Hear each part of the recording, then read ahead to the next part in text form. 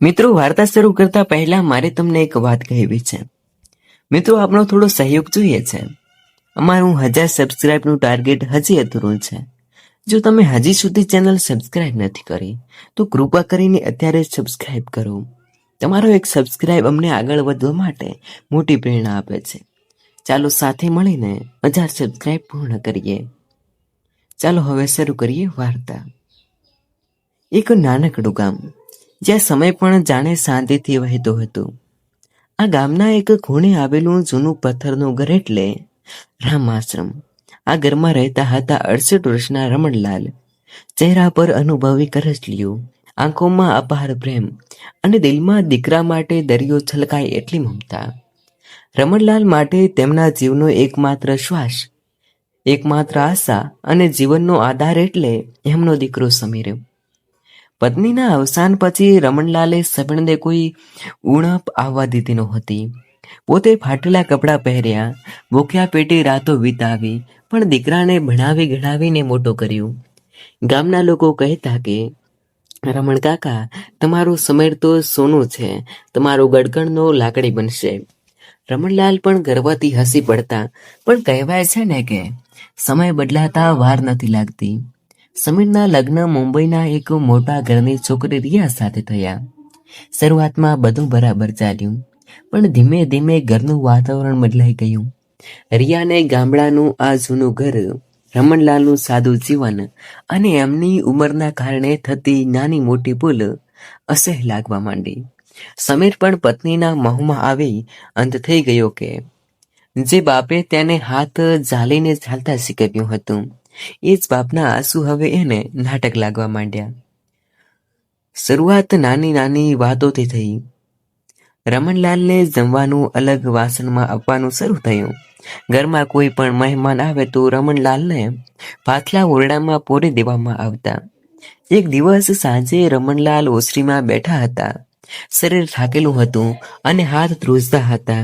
Table પર પડેલો કાચનો glass ભૂલથી એમના હાથથી છટકી ગયો અને જમીન પર પડીને તૂટી ગયું. અવાજ સાંભળીને રિયા રસોડામાંથી દોડી આવી. એણે રમણલાલ સામે જોયું અને મોઢું બગાડીને બોલી, આખો દિવસ ઘરમાં તોડફોડ કરવા સિવાય બીજું કઈ કામ છે તમને? ખબર નથી પડતી કે આ મૂકી ગોખરી છે? તમારા જેવા ડોસાને લીધે મારી શાંતિ હરામ થઈ ગઈ છે. રમણલાલની આંખોમાં પાણી આવી ગયું.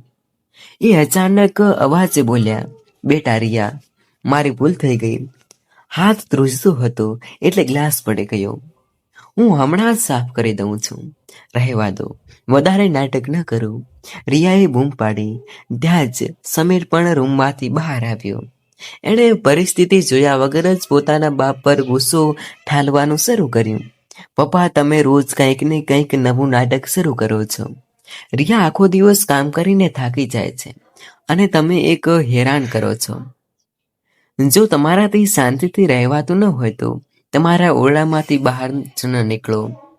સમીરના આ શબ્દો રમણલાલના કાળજાને વંટોળી ગયા. જે દીકરા માટે એમણે આખું જીવન હોમી દીધું, એ જ દીકરો આજે એમને પોતાના જ ઘરમાં એક બોજ ગણતો હતો. રમણલાલે કંઈ જ ના કહ્યું. એમણે શાંતિથી કાચના ટુકડા ભેગા કર્યા. તેમની આંગળીમાં કાચ વાગ્યો અને લોહી નીકળવા લાગ્યું. પણ એ શારીરિક દર્દ કરતા દિલનું દર્દ 1000 ગણું વધારે હતું. દિવસો વીતતા ગયા અને અત્યાચારની સીમાઓ ઓગળવા લાગી. શિયાળાની કડકડતી ઠંડીના દિવસો હતા. રમણલાલને જૂની અસ્તાવની તકલીફ હતી. રાત્રે એમને અચાનક શ્વાસ લેવામાં તકલીફ પડવા લાગી અને ઉધરસ ઉપડી. એમણે સમીરને અવાજ આપ્યો, સમીર બેટા, મારી દવા આપને, મને શ્વાસ નથી આવતો. પણ બાજુના ઓરડામાંથી સમીરનો ગુસ્સાભર્યો અવાજ આવ્યો, પપ્પા, રાત્રે શાંતિથી ઊંઘવા દો. રોજ તમારું આ નાટક ના હોય. સવારે દવા લેજો, અત્યારે ચૂપચાપ સૂઈ જાઓ. રમણલાલ આખી રાત ઠંડીમાં ધ્રુજતા રહ્યા. શ્વાસ રૂધારો રહ્યો, પણ દીકરાના સુખ માટે એમણે ફરી અવાજ ના કર્યો. સવારે જ્યારે રિયા ચા લઈને આવી, ત્યારે એમણે ચાનો કપ રમણલાલના હાથમાં આપવાને બદલે જમીન પર મૂકી દીધો અને વગર કાંઈ બોલે જતી રહી. વાસી રોટલી અને અડધી ઠંડી ચા આજ રમણલાલનું રોજનું ભોજન બની ગયું હતું. ઘરમાં એક ખૂણામાં રમણલાલ પડ્યા રહેતા. એમની એકમાત્ર ખુશી હતી એમની સ્વગ્ધ પત્ની, એક જૂની તસવીર અને એક નાના લાકડાની પેટી. રમણલાલ રોજ રાત્રે એ લાકડાની પેટી ખોલતા, તેમાં કંઈક જોતા અને આશ્રમમાંથી આંસુ સારીને ફરી એ પેટીને છુપાવી દેતા. એ પેટીમાં શું હતું એ ઘરમાં કોઈ જાણતું નહોતું. એક દિવસ રિયાએ રમણલાલને એ પેટી સંભળાવી મૂકવાતા જોઈ લીધી. રિયાના મનમાં લાલચ જાગી. એણે વિચાર્યું કે ડોસા પાસે ચોક્કસ કોઈ સોનું, દાગીના અથવા પૈસા છુપાયેલા છે જે આપણે નથી આપતા. તેણે સમીરને કાન ભંભેરતા કહ્યું, સમીર, તારા પપ્પા પાસે એક ગુપ્ત પેટી છે. રોજ રાત્રે છુપાવીને એ પેટી જુએ છે. મને લાગે છે કે એમણે તારાથી છુપાવીને મોટી મિલકત કે દાગીના રાખ્યા છે. આપણને કંઈ આપતા નથી અને અહીં ગરીબ હોવાનું નાટક કરે છે.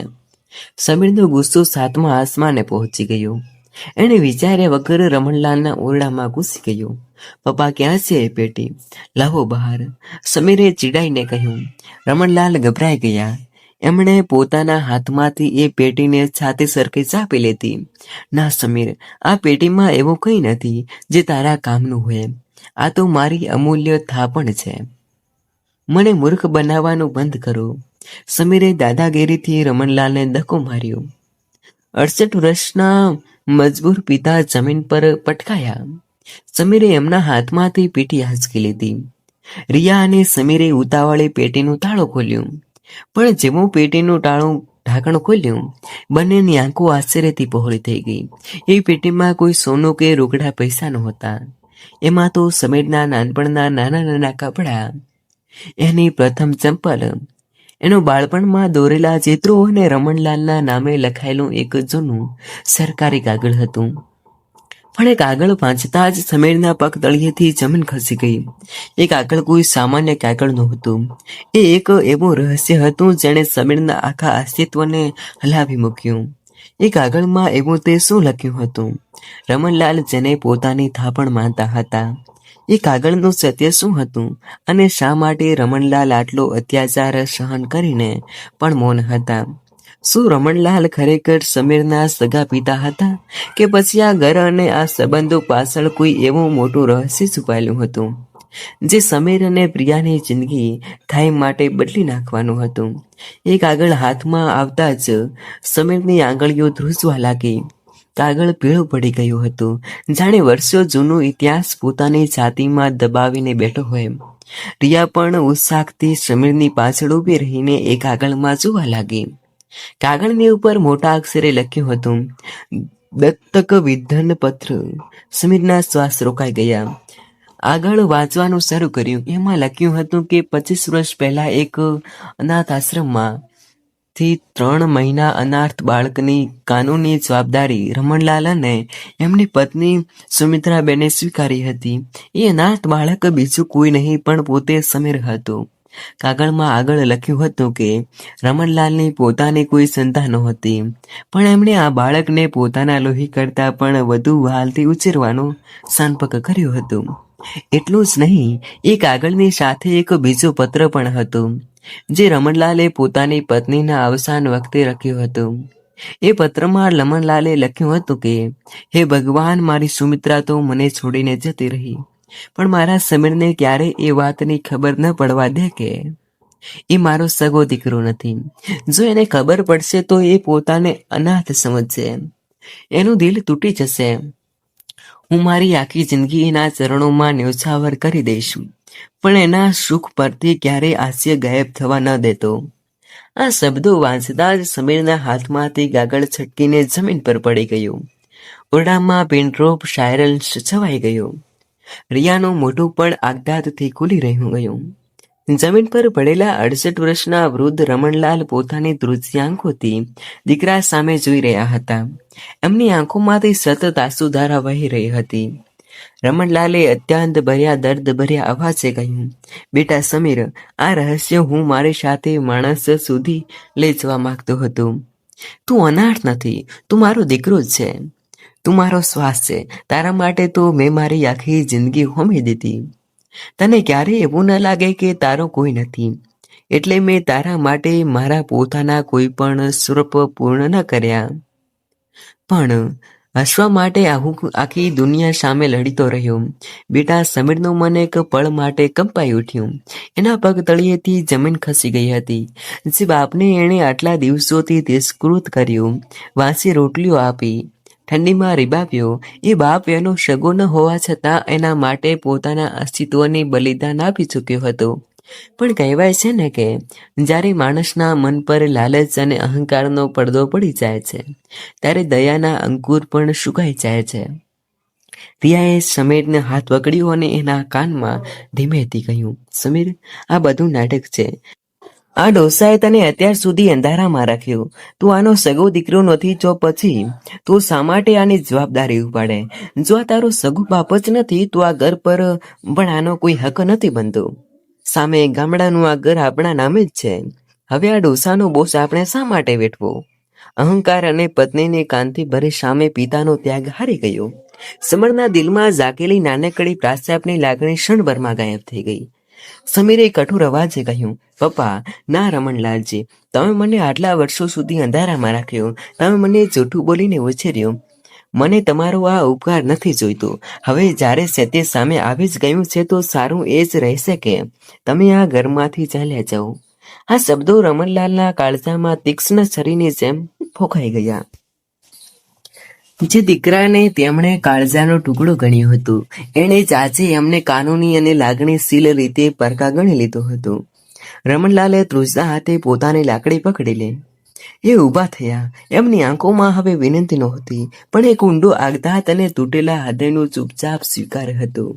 બેટા, રમણલાલે છેલ્લી વાર સમીર સામે જોયું, મેં તને પ્રેમ આપવામાં કોઈ અસર નથી રાખી. જો તમે લાગે કે હું તારો બાપ નથી, તો સારું, હું ચાલ્યો જઈશ. પણ યાદ રાખજે, બાપ લોહીથી નથી બનતો, પ્રેમ અને સમર્પણિત બને છે. તું સુખી રહીશ મારા લાલ. જ્યેષ્ઠ માણસનો કડકતો તડકો હતો.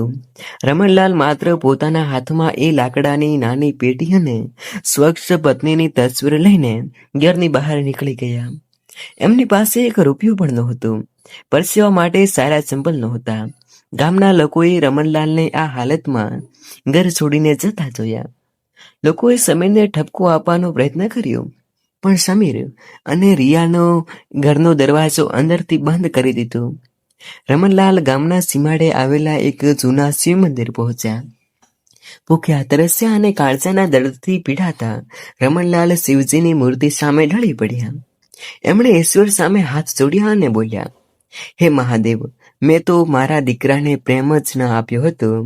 મારી શી ભૂલ હતી? શું નિર્દોષ હોવું એ જ મારો ગુનો હતો? દિવસો વીતતા ગયા. ગામડાનું ઘર ખાલી કરીને સમીર અને રિયા મુંબઈ શિફ્ટ થઈ ગયા. સમીરે પોતાના પિતાની જમીન અને ઘર વેચીને મુંબઈમાં એક નવો ફ્લેટ લીધો અને એક બિઝનેસમાં બધું જ નાણાં રોકી દીધા.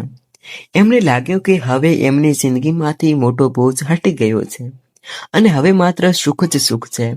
પણ કુદરતનો ન્યાય ક્યારેય અટકતો નથી. જે વાવે છે તે જ લણે છે. મુંબઈ ગયા પછી બરાબર 6 મહિના પછી સમીરના જીવનમાં એક એવું વાવાઝોડું આવ્યું, જેણે એની દુનિયામાં તબાહ કરી નાખી. જે પાર્ટનર સાથે સમીરે પોતાનો આખો બિઝનેસ શરૂ કર્યો હતો, એ પાર્ટનર્સ બધી જ સંપત્તિ, પૈસા અને બેંક એકાઉન્ટ્સ ખાલી કરીને રાતોરાત ભાગી ગયો. સમીર પર કરોડોનો દેવો થઈ ચૂક્યો હતો. બેંકના અધિકારીઓ અને લેણાદારો એના ઘરે ધક્કા ખાવા ગયા. ફ્લેટ જપ્ત થઈ ગયો. ગાડીઓ શીશમાં થઈ ગઈ. એક જ રાતમાં સમીર રોડ પર આવી ગયું. રિયા, જે સમીરના પૈસા અને આરામદાયક જીવન માટે એની સાથે હતી, એણે પણ હવે પોતાનો અસલી રંગ બતાવવાનું શરૂ કર્યું. એક દિવસ સાંજે ભાડાના નાના રૂમમાં રિયાએ પોતાનો સામાન પેક કરી લીધો. સમીરે આશ્ચર્યથી પૂછ્યું, રિયા, આ બધું શું છે? તું ક્યાં જાય છે? રિયાએ અત્યંત તિરસ્કારથી કહ્યું, સમીર, હું તારી સાથે આ ગરીબમાં રહેવા નથી આવી. તારી પાસે હવે કોઈ જ નથી બચ્યું. તું રોડ પર આવી ગયો છે. હું હવે મારી જિંદગી તારી સાથે બરબાદ ના કરી શકું. હું તણીને છોડીને જાઉં છું. રિયા, તું આ શું બોલે છે? સમીરે રિયાના પગ પકડી લીધા. હું તારા માટે મારા બાપનો છોડી આવ્યો. મેં અમને રસ્તા પર રઝળતા કરી દીધા. અને તું મને આ હાલતમાં છોડીને જાય છે. રિયાએ સમીરને ધક્કો માર્યો અને બોલી, જે માણસ પોતાના બાપનો ના થયો એ મારો શું થવાનું? તારી આ હાલત તારા કર્મોનું જ ફળ છે સમીર. રિયા દરવાજો વાસીને જતી રહી.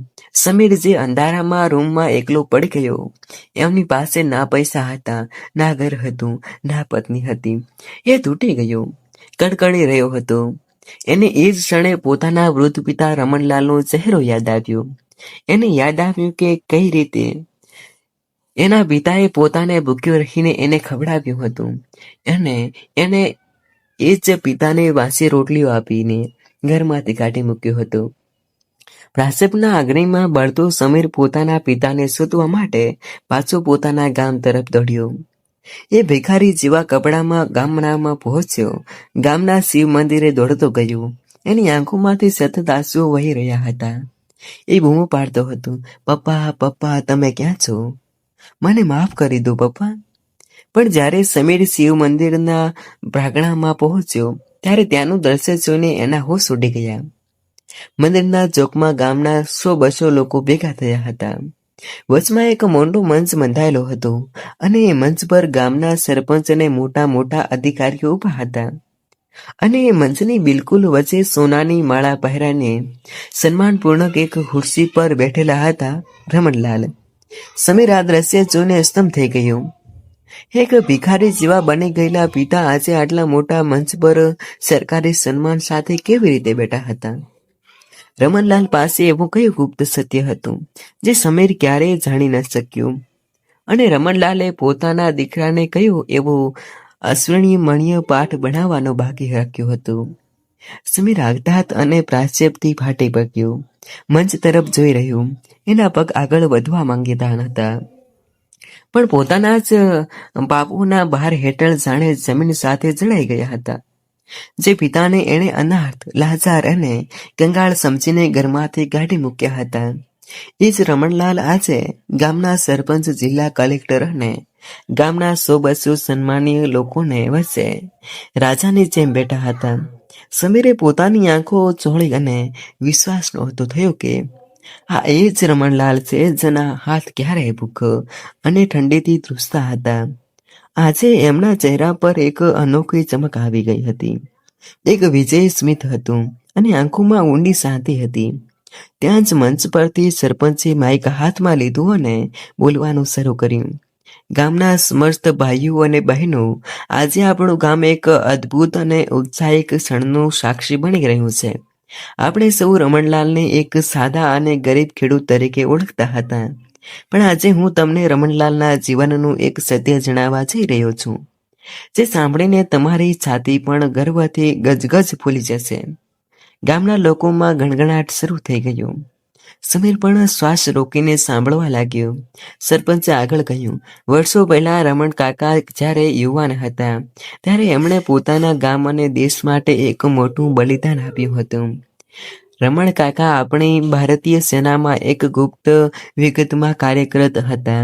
દેશની સરહદ પર થયેલા એક મોટું આતંકવાદી હુમલા વખતે એમણે પોતાના જીવનની પરવા કર્યા વગર દેશના કેટલાય જવાનોના પ્રાણ બચાવ્યા હતા.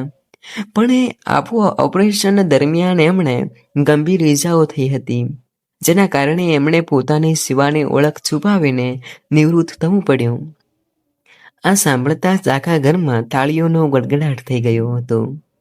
સરપંચે ગંભીર અવાજે આગળ ચલાવ્યું, સરકાર તરફથી રમણલાલને ક્રોસ ઓફ ઓનર અને કરોડો રૂપિયાનું પેન્શન તથા વળતર મંજૂર થયું હતું.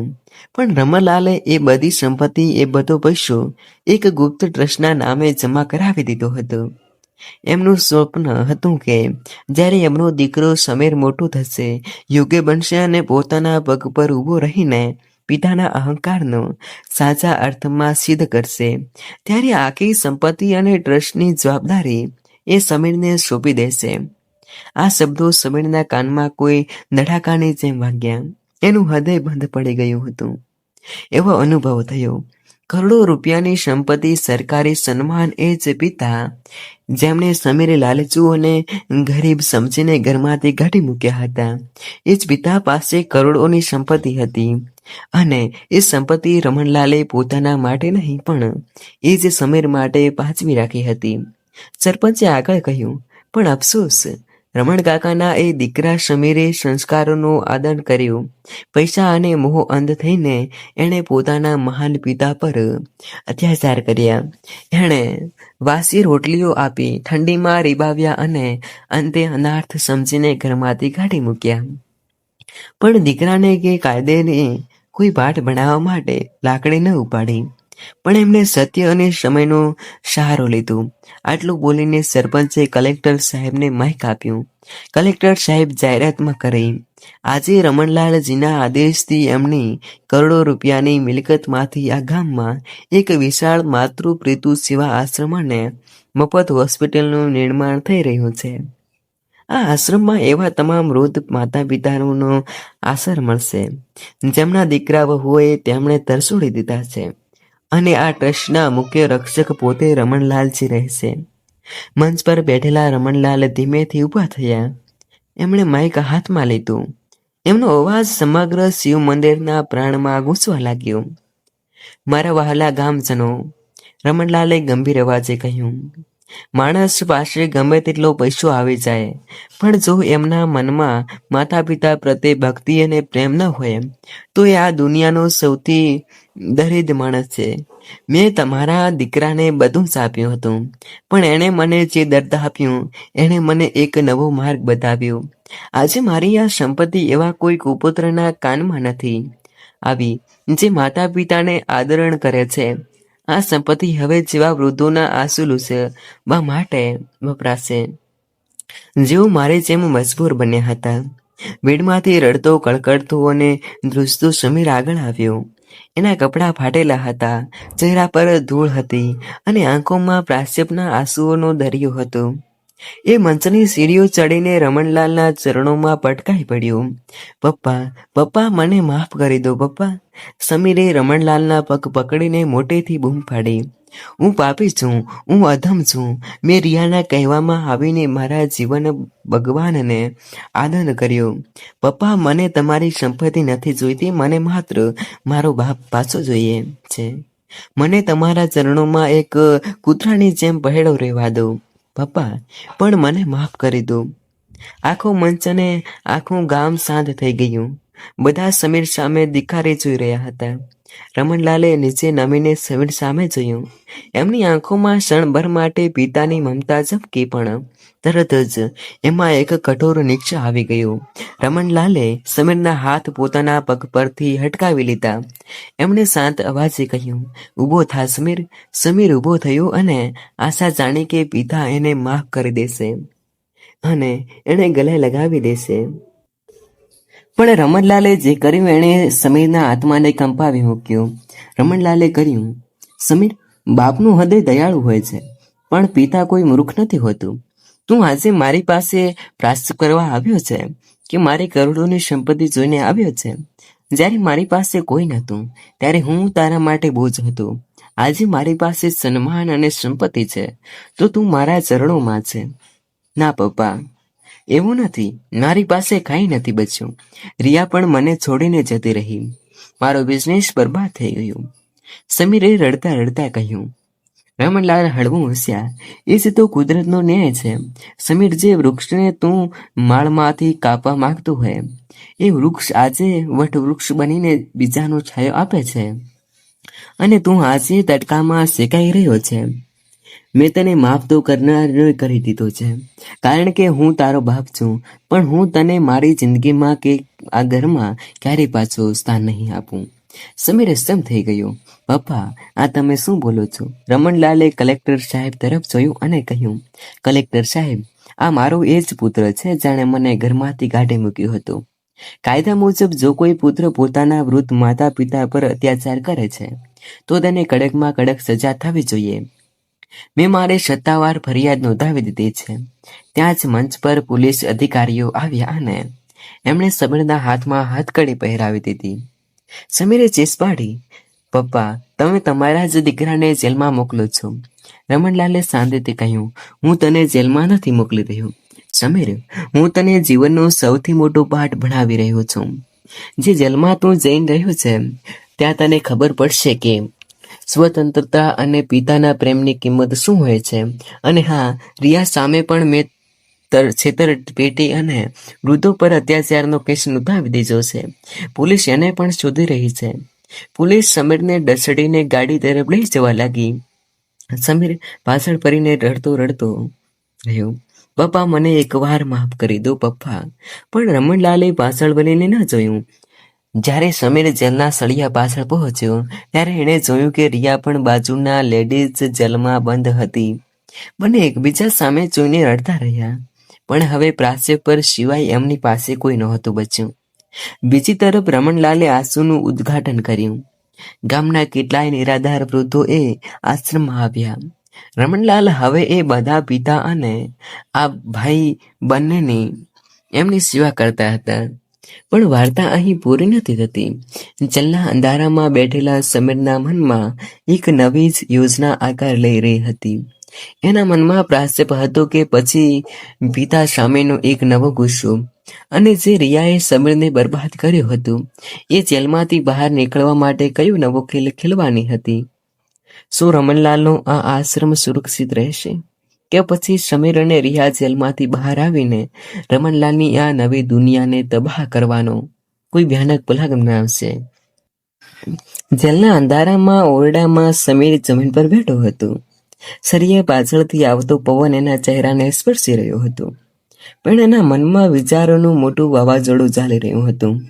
જે હાથમાં વડે એણે બાપને ધક્કો માર્યો હતો એ જ હાથ આજે લોખંડની હથકડીઓમાં બંધાયેલા હતા. બીજી તરફ બાજુની બેરિકેડમાં બંધ રિયા સતત પોલીસ કર્મચારીઓ સાથે બહાસ કરી રહી હતી. મને અહીંથી બહાર કાઢો, મારો આમ કોઈ વાંક નથી. બધું આ સમીર અને એના ડોસાનું નાટક છે. પણ કોઈ એનું સાંભળતું નહોતું. સમીરે રિયા તરફ જોયું. એની આંખોમાં હવે મોહ કે પ્રેમ નહોતું, પણ એક ઊંડો તિરસ્કાર હતો. સમીરને સમજાઈ ગયું હતું કે જે સ્ત્રી માટે એણે પોતાના સગા બાપ સમાન પિતાને તરછોડી દીધા, એ જ સ્ત્રી માત્ર એના પૈસાની સગી હતી. જેલમાં વિતાવેલી દરેક રાત સમીર માટે નરક સમાન હતી.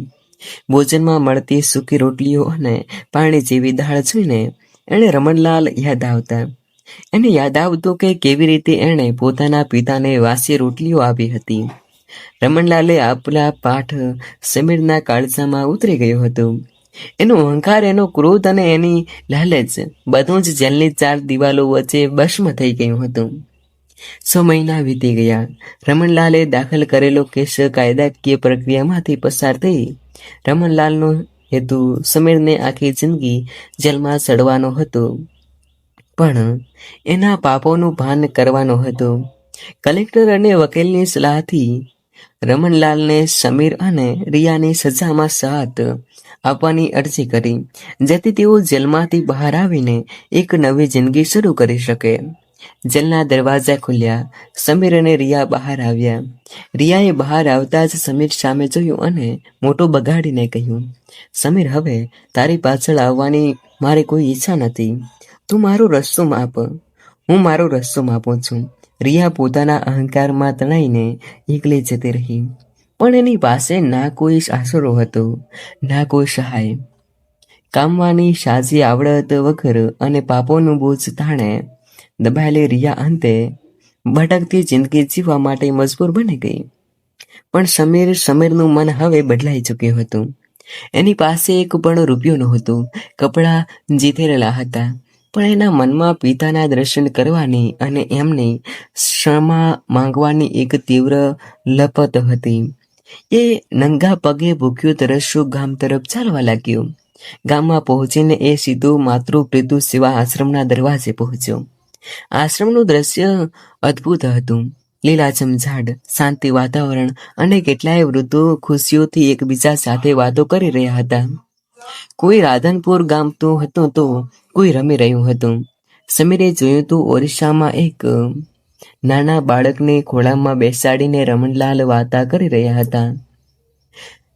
એમના ચહેરા પર એક દિવ્ય શાંતિ હતી. સમીર આશ્રમના દરવાજે જ રોકાઈ ગયો. એની હિંમત નહોતી થતી કે એ અંદર પગ મૂકે. એણે દરવાજાની બહાર જ જમીન પર સાષ્ટાંગ પ્રમાણ કર્યા અને આંખમાંથી અશ્રુધારા વહેવા લાગ્યો. એક વૃદ્ધની નજર જમીન પર પડી. એણે રમણલાલને કહ્યું, રમણાભાઈ, જો દરવાજે કોઈ યુવાન રડી રહ્યો છે. રમણલાલે ઊંચું જોઈને જોયું. સમીરને આ હાલતમાં જોઈને પિતાનું હૃદય એક પળ માટે કંપી ઉઠ્યું. રમણલાલ ધીમે ધીમે ચાલતા દરવાજા પાસે આવ્યા. સમીરે રમણલાલના પગ પકડી લીધા અને ધ્રુસકે રડવા લાગ્યો. પપ્પા, હું આશ્રમમાં રહેવા કે તમારી સંપત્તિ માંગવા નથી આવ્યો. હું જાણી ગયો છું કે તમારો પુત્ર કહેવાનો પણ લાયક નથી. પણ પપ્પા, મને આ આશ્રમમાં કે ઝાડુ મારવા વાળા સેવક તરીકે રાખી લો. હું આખી જિંદગી આ બધા વૃદ્ધોની સેવા કરીશ. મને મારો પ્રાયશ્ચિત પૂરો કરવા દો પપ્પા. રમણલાલે સમીરના માથા પર હાથ મૂક્યો. એમની પોતાની આંખોમાંથી પણ આંસુઓ વહી નીકળ્યા. રમણલાલે કહ્યું, સમીર, જેલમાં વિતાવેલો સમય તારા માટે સજા નહોતી, પણ તારા આત્માને શુદ્ધિ હતી. આજે તું જે પ્રાયશ્ચિત કરી રહ્યો છે એ જ સાબિત કરે છે કે મારો સમીર માર્યો નથી, પણ એના અહંકાર મરી ગયો છે. રમણલાલે સમીરને ઊભો કર્યો અને પોતાની છાતી સરખો ચાપી લીધો. બાપ અને દીકરાના આ મિલને જોઈને આશ્રમના તમામ વૃદ્ધોની આંખો ભીની થઈ ગઈ. પણ વાર્તા અહીં એક એવા મોડ પર આવીને ઊભી રહી છે જ્યાં સમીર સામે એક મોટો અગ્નિ પરીક્ષાનો સમય આવવાનો હતો. સુધરેલો સમીર આશ્રમમાંથી સેવા તો કરવા લાગ્યો, પણ શું ગામના લોકો અને આશ્રમના વૃદ્ધો એને ભૂતકાળના પાપ તરીકે સ્વીકારશે? અને શું રમણલાલ એને ફરીથી પોતાના દીકરાનો દરજ્જો આપીને ટ્રસ્ટની જવાબદારી સોંપશે? કે પછી સમરે પોતાના જીવનનો આખરી અને સૌથી મોટો ત્યાગ આપવો પડશે? આશ્રમમાં દિવસો વીતતા ગયા. સમીર હવે પહેલા જેવો અહંકારી સમીર નહોતો રહ્યો.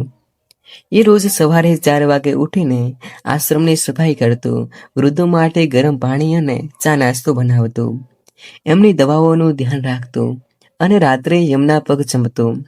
શરૂઆતમાં આશ્રમના વૃદ્ધો અને ગામના લોકો સમીર સામે શંકાની નજરે જોતા. લોકો કહેતા કે આ એ જ પાપી છે જેણે પોતાના બાપને ઘરમાંથી કાઢી મૂક્યો હતો. આ તો ફરી કોઈ નાટક કરી રહ્યું છે. પણ સમીરે કોઈના મેણા ટોણાનો જવાબ ના આપ્યો. એણે મૌન રહીને માત્ર સેવા કરવાનો રસ્તો પસંદ કર્યો. એના મનમાંથી ધન, દોલત અને વૈભવનો મોહ સાવ ગાયબ થઈ ચૂક્યો હતો.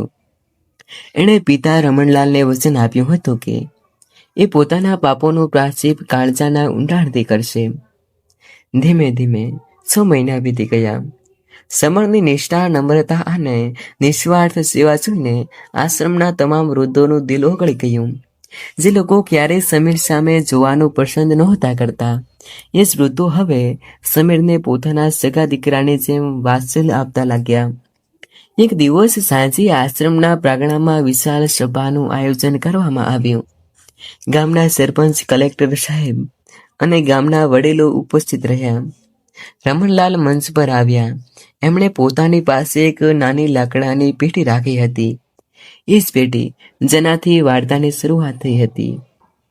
રમણલાલે માઇક હાથમાં લીધું અને ગંભીર અવાજે કહ્યું, મારા વહાલા આશ્રમવાસીઓ અને ગામજનો, આજે આ આશ્રમ સફળતાપૂર્વક ચાલી રહ્યો છે. અહીં કેટલાય નિરાધાર માતા પિતાઓને એક નવું ઘર અને પ્રેમ મળ્યો છે. પણ મારી ઉંમર હવે 69 વર્ષની થઈ ચૂકી છે. સમીર સાથ નથી આપી રહ્યું. હવે સમય આવી ગયો છે કે આ માતૃપિતા સેવા આશ્રમ અને આખી મિલકતની જવાબદારી મારી કોઈ યોગ્ય વ્યક્તિના હાથમાં સોંપવામાં આવે. ગામજનોના ગણગણાટ શરૂ થઈ ગયો. સરપંચે ઊભા થઈને કહ્યું, રમણ કાકા, તમે જેને યોગ્ય સમજો તેને આ જવાબદારી સોંપી શકો છો. રમણલાલે સમીર તરફ ઇશારો કર્યો. સમીર બેટા, આગળ આવો. સમીર ધીમા પગલે મંચ પર ઊભો રહ્યો. એણે હાથ જોડીને પિતા પાસે શિર ઝુકાવ્યું. રમણલાલે કહ્યું, બેટા સમીર, જેલમાં વિતાવેલો સમય અને આશ્રમમાં તે કરેલી સેવાઓ સાબિત કરી દીધું છે કે તારો આત્મા શુદ્ધ થઈ ગયો છે. તે પ્રાયશ્ચિતથી અગ્નિમાં તપીને પોતાને એક સાચો અને શ્રેષ્ઠ માણસ સાબિત કર્યો છે. ત્યાંથી જ આજે હું આ આશ્રમના મુખ્ય ટ્રસ્ટી તરીકે અને મારી તમામ મિલકતના રક્ષક તરીકે મારી નિમણૂક કરું છું. સભામાં બેઠેલા લોકોએ તાળીઓ પાડવાનું શરૂ કર્યું, પણ સમીરે તરત જ રમણલાલના ચરણ સ્પર્શ કર્યા અને વિનમ્રતાથી કહ્યું, ના પપ્પા, મને માફ કરજો. બધા હસમ થઈ ગયા. રમણલાલે આશ્ચર્યથી પૂછ્યું, કેમ બેટા, શું તું આ જવાબદારી નથી સ્વીકારવા માંગતો? સમીરની આંખોમાં આંસુ આવી ગયા. એણે કહ્યું, પપ્પા, જો હું આજે આ સંપત્તિ અને ટ્રસ્ટી પર પદ સ્વીકારી લઉં તો દુનિયા એમ જ કહેશે કે સમીરે પોતાના બાપની મિલકત મેળવવા માટે આ બધું નાટક કર્યું હતું. હું અહીં કોઈ સંપત્તિ કે પદ મેળવવા નથી આવ્યો. હું અહીં માત્ર તમારા ચરણોની સેવા કરવા અને માતૃપિતૃ ભક્તિનું સાચું મૂલ્ય સમજવા આવ્યો છું. આ ટ્રસ્ટની માલિકી આ આશ્રમના તમામ વૃદ્ધોની રહેશે. હું તો માત્ર એમનો એક આજીવન સેવક બનીને જ રહેવા માંગુ છું. સમીરના આ શબ્દો સાંભળીને આખી સભા ભાવ વિનોક થઈ ગઈ. રમણલાલની આંખોમાંથી હર્ષના આંસુઓ છલકાઈ પડ્યા. એમણે સમીરને ગળે લગાવીને દીધો. રમણલાલે પેલી જૂની લાકડાની પેટી ખોલી. એમાંથી એમણે એ જૂના દદ્દંત પત્રો બહાર કાઢ્યા અને બધાની સામે કહ્યું, લોકો કહે છે કે લોહીના સંબંધો જ સાચા હોય છે, પણ આજે મારા દીકરા સમીરે સાબિત કરી દીધું કે લોહીના સંબંધો કરતાં પણ સંસ્કાર અને પ્રેમના સંબંધો હજારો ગણા મહાન હોય છે. જન્મ આપનાર કરતાં ઉછેરનાર અને માફ કરનાર બાપ મોટો હોય છે, પણ પોતાના પાપોનું ભાન કરીને સાચા માર્ગે ચાલનાર દીકરો એનાથી પણ મોટો હોય છે. રમણલાલે એ કાગળો સમીરના હાથમાં આપ્યા અને કહ્યું, આજથી તું મારો માત્ર તદ્દંત પુત્ર નથી, પણ મારો સાચો કાળજાનો ટુકડો છે. આખી સભા રમણકાકા સમર કહે છે અને માતૃપિતા દેવો ભવ ના નાગરિકોથી ગુંજી ઉઠી. જે દીકરા અને વહુએ પોતાના પિતા પરત અત્યાચાર કર્યો હતો, એ દીકરાને પિતાએ બદલો લઈને નહીં, પણ પ્રેમ, સંસ્કાર અને કાયદાનો સાચો પાઠ બનાવીને સન્માન ગવાડ્યો. અને જે રિયાએ પોતાના સ્વાર્થ માટે પરિવાર તોડ્યું હતું, એ અંતે એકલી અને અનાર્થ બનીને રહી ગઈ. આ વાર્તા આપણને શીખવે છે કે માતા પિતા એ ઈશ્વરનું સાક્ષાત સ્વરૂપ છે. જે ઘરમાં માતા પિતાનું સન્માન નથી હોતું, ત્યાં ક્યારેય સુખ શાંતિ નથી રહેતી. અને જેઓ માતા પિતાની સેવા કરે છે, તેમને ઈશ્વર પોતાના ચરણોમાં સ્થાન આપે છે. જો તમને આ હૃદયસ્પર્શી, ભાવનાત્મક અને સંસ્કારોથી ભરેલી વાર્તા ગમી હોય તો આ વિડીયોને લાઈક કરો, તમારા મિત્રો અને પરિવાર સાથે શેર કરો, અને આવી જ વધુ પ્રેરણાદાયી અને હૃદયસ્પર્શી વાર્તાઓ જોવા માટે અમારી યુટ્યુબ ચેનલને અત્યારે જ સબસ્ક્રાઈબ કરો અને બેલ આઇકોન દબાવવાનું ભૂલતા નહીં. ધન્યવાદ.